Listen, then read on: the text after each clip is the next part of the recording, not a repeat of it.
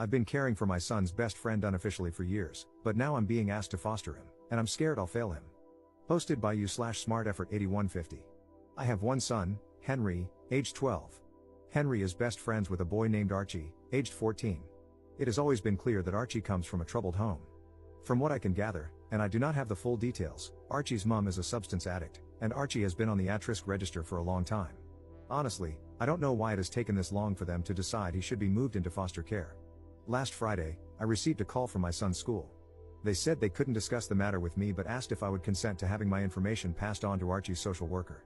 I agreed, and shortly after, I received a call from his social worker explaining that a section something or other was being put in place, which meant Archie would be removed from his home and placed into foster care.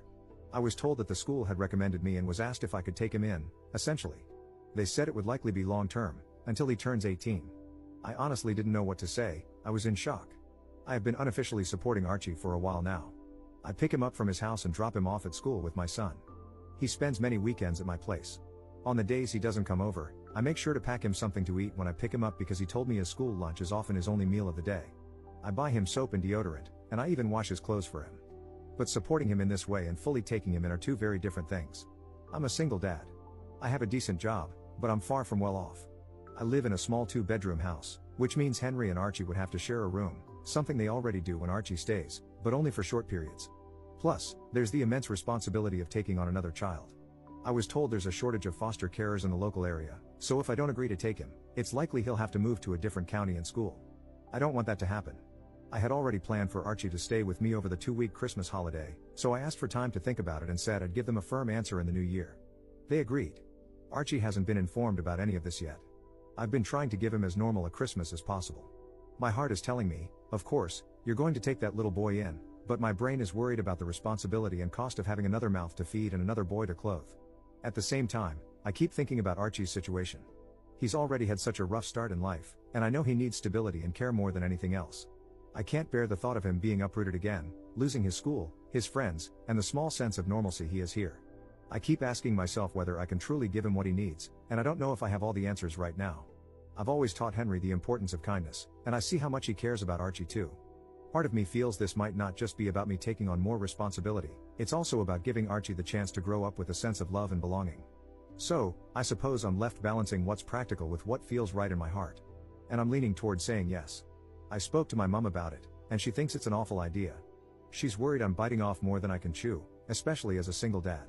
She reminded me that I already have a lot on my plate with work, the house, and raising Henry on my own. She said taking in another child, especially one with a difficult background, would add stress and might affect my ability to provide for Henry properly. She didn't say it outright, but I could tell she's afraid this might make life harder for all of us, including Archie. I understand her concerns, honestly, I do. But I can't imagine turning him away when he needs help the most. I told her I haven't made a final decision yet and that I need to think about what's best for everyone involved, not just what's easiest. And I haven't even discussed any of this with Henry yet, which will be a huge factor in my final decision. This has been a huge rant, and if you've read it, thank you. I just needed to get this out somehow. Update 5 days later. I just wanted to give an update and say a huge thank you for all the responses. I genuinely didn't expect to receive so many replies, especially to something that was just meant to be a rant to get my emotions out. When I was asked to take in Archie, at first, I felt honored. Then, I felt worried about everything. I am quite an anxious person in general, and my thoughts were flooded with concerns about whether I'd be good enough to support Archie in the way he needs. I love my mom, but she didn't help. I think I get my anxiety from her, although she has it on a much higher scale than I do. Every possible thing that could go wrong, she was texting me about all week. You're already stretched thin with work and Henry. You won't get one-on-one time with Henry anymore. How will you afford everything? These are real concerns, and I'm glad she brought them up because they gave me the opportunity to think about how I could mitigate them. A few of you mentioned the fostering allowance, which I knew about, but I couldn't find any concrete information on how much it would actually be. Every source online seemed to give a different answer, but none suggested it was very much. However, as some of you advised, I called the social worker's office and said I was seriously considering taking in Archie, which they were thrilled about, but I needed to understand the finances first to see if it was feasible. They said they couldn't provide exact numbers, as every case is different and it isn't decided until a placement is found. However, they told me the minimum would be around £190, about $240 US, per week, and that it would likely be completely tax-free. Additionally, I'd receive a significant discount on things like council tax. That was honestly a lot more than I expected and much higher than most of the figures I'd seen online.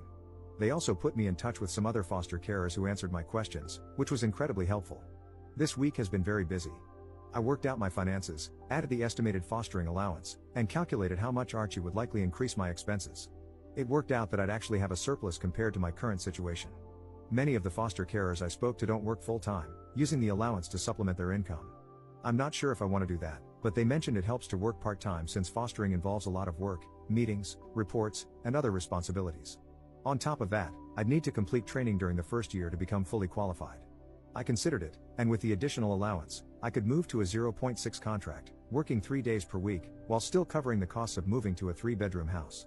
While that would leave me with slightly less disposable income, it wouldn't be a significant reduction.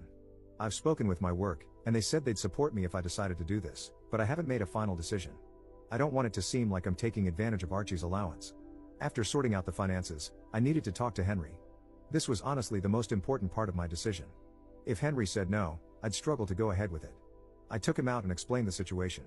I didn't go into the details of why Archie is going into care, as it's not my story to tell, even though Archie himself has been open about his rough home life. I discussed the potential challenges, less one-on-one time, less privacy, at least in the short term while we find a bigger house, and so on. Henry was incredibly supportive. He said that he and Archie had talked about how they both wished Archie could come and live with us.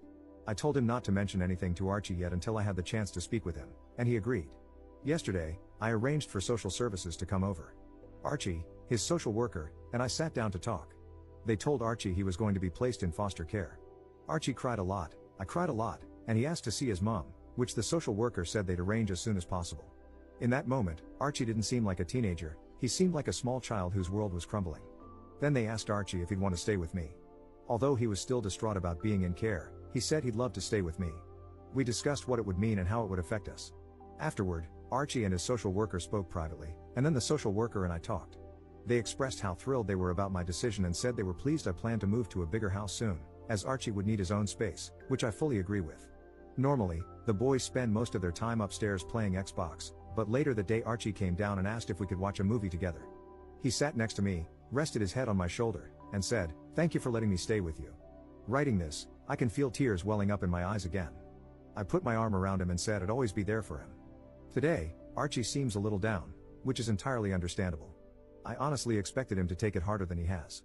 To cheer him up, we're going to see the new Lion King movie, even though I hate those live-action films, but this is for Archie, and then going out to eat, letting the boys choose where. I might return in a few months to give an update on how things are going. For now, I'm just hoping everything will be okay. I know the first few months will be the hardest. Thank you, everyone. Editor's note. Stealing this comment from you/EffectiveCricket93 to explain what type of fostering is involved here. It depends. This is called a friends and family placement in England, where social services have decided it's in the child's best interest to be placed with a familiar person rather than in a traditional foster placement. Friends and family placements can have a looser set of restrictions compared to traditional placements. However, OP would only be cleared to take in Archie. For example, he wouldn't be able to take in another child unless he decided to undergo full training. They would be able to make decisions that differ from those in a traditional foster home. For instance, social services have to weigh factors such as, there are no local foster homes, meaning his schooling would be disrupted, and he would lose his friends and support network. How would that impact him, against the fact that he would have to share a room? Especially considering that Archie has already been regularly sharing a room.